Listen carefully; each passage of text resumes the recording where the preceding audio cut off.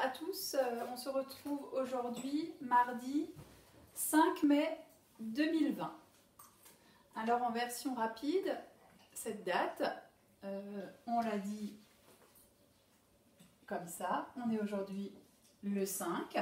Le mois de mai, c'est le 5e mois, janvier, février, mars, avril, mai. Donc on remet un 5 pour le mois. Et enfin, 20 pour la date. C'est pas joli ce 0. Voilà. 5, 5, 20. Mardi 5 mai 2020. Nous commençons aujourd'hui par un petit peu de calcul. Je l'ai écrit là. Alors, depuis le début du CP, nous travaillons beaucoup, vos enfants le savent, sur les maisons des nombres de 1 jusqu'à 10. Je vous les ai remis en bas. Je vous rappelle juste que les maisons des nombres, pour chaque nombre, il y a une maison. Et dans cette maison, on range les calculs qui sont égaux à ce nombre. Par exemple, dans la maison du 5, il y a toutes les additions. Oui, j'ai oublié de préciser, ce sont que des additions. Toutes les additions qui sont égales à 5. D'accord ? Dans la maison du 8, il y a toutes les additions qui sont égales à 8. Alors, jusqu'au confinement, on avait beaucoup travaillé sur les maisons jusqu'à 10. D'ailleurs, je vous avais normalement mis pour les vacances dernières, les vacances d'hiver, je vous avais mis dans la pochette bleue une petite fiche avec toutes les maisons, mais je ne me rappelle plus si on l'avait gardée dans la pochette ou si je les avais ramassées, je ne me rappelle plus. Bref. Alors, de toute façon, quoi qu'il en soit, vous pouvez retrouver toutes les maisons ici, à la fin du fichier.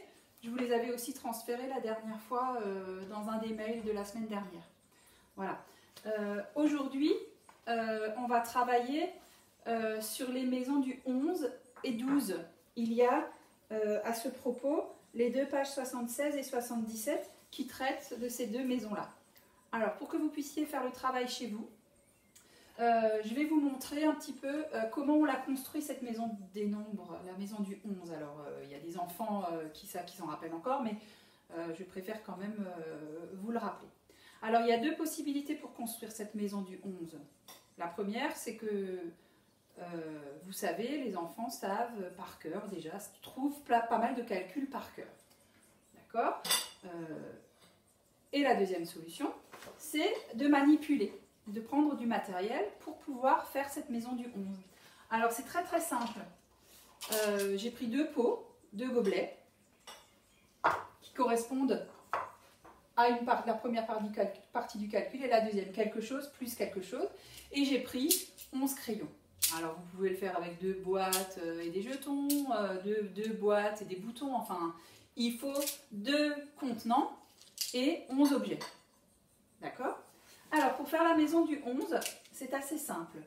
On avait aussi déjà expliqué, il y a sans doute des enfants qui s'en rappellent, que les calculs dans les maisons étaient rangés dans l'ordre. On commençait d'abord par 0 plus quelque chose, 1 plus quelque chose, 2 plus quelque chose, 3 plus quelque chose. Vous avez vu, à chaque fois c'est dans l'ordre 0, 1, 0, 1, 2, 0, 1, 2, 3, 0, 1, 2, 3, 4, 0, 1, 2, 3, 4, 5, 0, 1, 2, 3, 4, 5, 6, etc. jusqu'à 0, 1, 2, 3, 4, 5, 6, 7, 8, 9, 10. Ça veut dire que aujourd'hui, pour la maison du 11, on va avoir 0 plus quelque chose, 1 plus quelque chose, 2 plus quelque chose, etc. jusqu'à 11 plus quelque chose. D'accord ? Alors, on va commencer par le premier calcul. Admettons que dans mon premier pot, il y ait 0 crayon. Si je veux faire le calcul, si je veux 11 crayons en tout, combien je vais mettre de crayons dans mon deuxième pot jaune? Eh bien, je vais en mettre 11. Donc, le premier calcul de la maison du 11, c'est 0 plus 11. 0 plus 11. Maintenant, si mon deuxième calcul, il veut commencer par 1 plus quelque chose, eh bien, je vais prendre un de ces crayons et je vais le mettre là. 1 plus... Puisque j'en ai enlevé un ici, il n'en reste plus que 10. Et je continue comme ça jusqu'à obtenir tous les calculs. 2 plus 9. 3 plus 1, 2, 3, 4, 5, 6, 7, 8. Je continue j'en mets 4, plus 1, 2, 3, 4, 5, 6, 7. Ensuite, je continue. 5, il y en a 5, et 6 ici. 5 plus 6, je vais continuer ici parce que j'ai plus assez de place. 6 plus 5, vous avez vu que 6 plus 5 et 5 plus 6, ça les enfants le savent, c'est l'inverse. Ça veut dire que dans une même maison, on peut aussi inverser des calculs puisque quand on fait une addition, on a le droit d'inverser les deux nombres, le résultat sera toujours le même. Donc je continue, j'étais à 6 plus 5, donc je vais aller à 7 plus 4. 7 plus 4, c'est l'inverse de 4 plus 7. Je continue, 8 plus 3, c'est l'inverse de 3 plus 8. Je continue, 9 plus 2, c'est l'inverse de 2 plus 9. Ensuite, 10 plus 1. Et le dernier calcul, 11 plus 0. Là, on a construit, rapidement, hein, mais on a construit ensemble la maison du 11. D'accord? Alors, ce que je vous demanderai pour jeudi, c'est, à l'aide de vos parents, construire la maison du 12. D'accord? Avec tous les calculs de la maison du 12. Ok? Vous aurez à la page 76 un petit récapitulatif ici avec les deux maisons à compléter.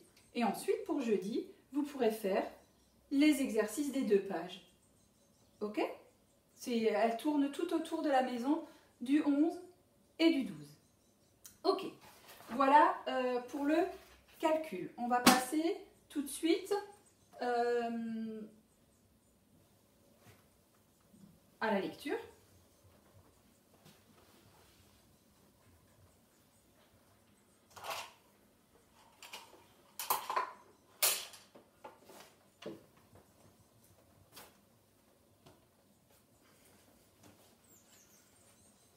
En commençant par une série de devinettes pour rappeler leçon de hier. Alors, je vous dis une petite devinette et vous me donnez la réponse à cette petite devinette. C'est un mot que je vais écrire au tableau. D'accord? La réponse à la devinette, c'est un petit mot que je vais écrire au tableau. Si je ne suis pas riche, qu'est-ce que je suis? Je suis pauvre.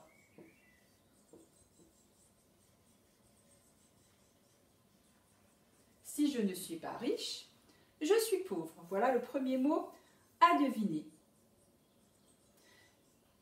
Si je n'ai pas froid, j'ai chaud.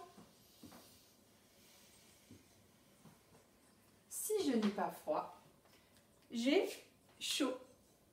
Et le dernier mot à deviner, c'est le suivant. Je suis un mauvais rêve, un rêve qui fait peur la plupart du temps. Je suis un mauvais rêve. Je suis un cauchemar. Alors regardez bien, dans les trois mots que je viens d'écrire au tableau, il y a le son que vous avez appris hier avec Monsieur Brache. Ce son-là, il revient dans les trois mots. Pauvre, chaud et cauchemar. C'est le son O. Alors, pour le moment, à l'école, le O, on a appris à l'écrire comme ça. Mais il existe d'autres façons d'écrire le son O. Et en voilà une autre. C'est AU. D'accord? Quand le AU est dans la même syllabe, po, chaud, co. Quand le AU il est dans la même syllabe, il chante également O. On l'entend également O. D'accord? Ça, c'était pour faire un petit rappel. Il me semble que hier, avec M. Brage, vous avez fait une petite dictée de syllabes, donc on n'en fera pas aujourd'hui. On va tout de suite faire une petite dictée de mots.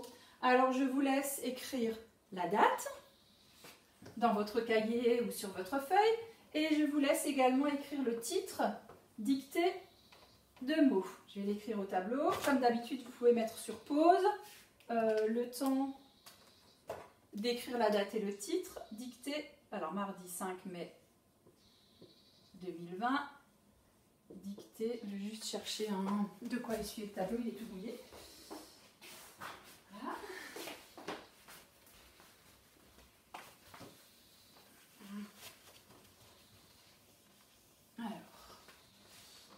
dictée de mots.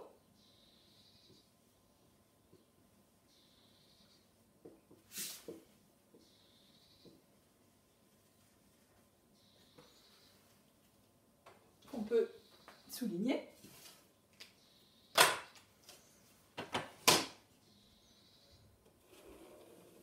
Voilà. Et on va ensemble écrire 3 mots. Évidemment, dans ces 3 mots, il y aura le son O. Et ils doivent contenir le son O qui s'écrit AU. D'accord? On va écrire 3 mots. Alors, on peut faire 3 petits points pour se préparer à la dictée de mots. Et je commence par le premier mot. Vous êtes prêts? Alors, on peut écrire le mot outil. Oui. Alors, le premier mot. La taupe. La taupe. Alors attention, dans taupe, il y a un E muet à la fin pour faire chanter le P. La taupe. Je vous laisse le temps d'écrire le mot. Vous pouvez mettre sur pause. Et quand vous l'aurez écrit, on se retrouvera. Alors la taupe, pour écrire la taupe, on a besoin du mot outil la. Tau, on a dit que dans tous les mots qu'on écrirait, on trouverait le AU, la, tau, pe, et je vous ai dit qu'à la fin de taupe, il y a un E muet pour faire chanter le pe. Taupe. Voilà le premier mot. Ok? On se prépare pour le deuxième mot. Dans le deuxième mot, il y a aussi un E muet à la fin. Ok? C'est tout ce que je vous dis. Le reste, vous savez écrire tous les sons de ce mot, vous savez l'écrire. Vous savez les écrire, pardon. Une gaufre. Une gaufre. Attention, le mu à la fin, on ne l'oublie pas. On met sur pause. Et on se retrouve pour écrire une gaufre. Go. Toujours avec le O-A-U. Go. Une gaufre. Ok? Et enfin, le dernier mot. Les chaussures. Les chaussures. Alors, je vous donne plusieurs indications. Première indication, attention, c'est les chaussures. Il y en a plusieurs. Donc, qu'est-ce qu'il faut mettre à la fin du mot? Il faut mettre un S. Ensuite, dans chaussures, il y a aussi un E muet avant le S. Okay, les chaussures. Et troisième chose que vous devez savoir, que vous ne savez pas forcément, le S de chaussures, il s'écrit avec 2 S. D'accord? Les chaussures. Je vous laisse le temps, mettez sur pause et on se retrouve. Les, le petit mot outil, qui dit qu'il y a plusieurs choses, que c'est le pluriel, les chaussures. Alors, chaud. Alors ça, c'est comme tout à l'heure, quand dans le mot j'ai chaud, par exemple, hein, c'est la même syllabe. Chaud. Je vous ai dit le S de chaussure, il s'écrit avec 2 S. Chaussure. Et comme il y a plusieurs chaussures, comme c'est un mot au pluriel, on doit mettre à la fin un S, évidemment que l'on n'entend pas, qui est muet. Les chaussures. Ok? Et voilà pour la petite dictée de mots. Alors, la vidéo de ce matin est terminée. On se retrouve cet après-midi pour faire les exercices 7 et 8. Enfin, 7 et 8, le 7 et je vous expliquerai le 8. Pour pouvoir, avant de regarder cette vidéo, comme d'habitude, je vous demanderai de lire les phrases et l'histoire, surtout bien l'histoire, les phrases et l'histoire de la page 93. Il y aura un petit travail de compréhension sur l'histoire. Voilà, je vous retrouve cet après-midi. À tout à l'heure.